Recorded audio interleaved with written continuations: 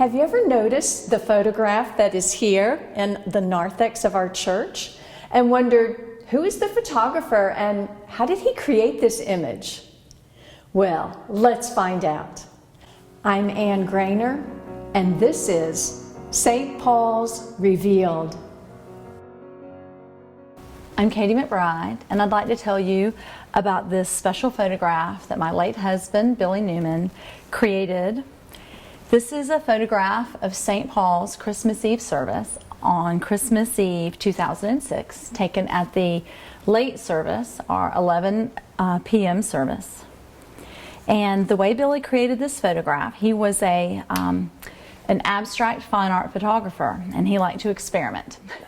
The primary reason why I like to take pictures is because when I go out and find things, I'm by myself, it's almost like a sense of prayer or a meditation.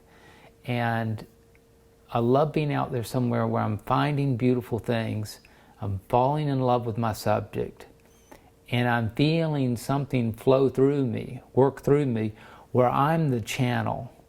I'm simply out there discovering something, and there's something else that's showing me these things. And I'm just part of the process. And so with the way he did this is he set up his tripod in the choir loft at the beginning of the service and set his camera so that it would take a photograph every few minutes for the entire length of the service. And then he went back to his computer and he combined all or almost all of the photographs to create one image.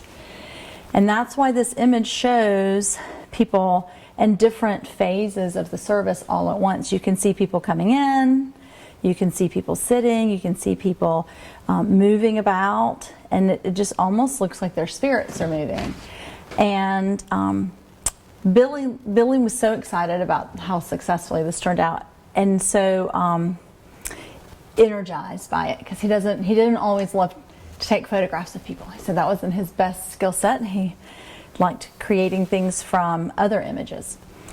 But this one he was so excited about because he thought he'd finally figured out a way to capture the real energy of people, and he loved that he'd been able to depict what he saw as sort of the special light of St. Paul's and the light of this service. And I've always loved that you can see us coming together at different phases, but that there's such an emphasis on when we hold the candles at the end and we sing Silent Night. And it just creates such a beautiful image.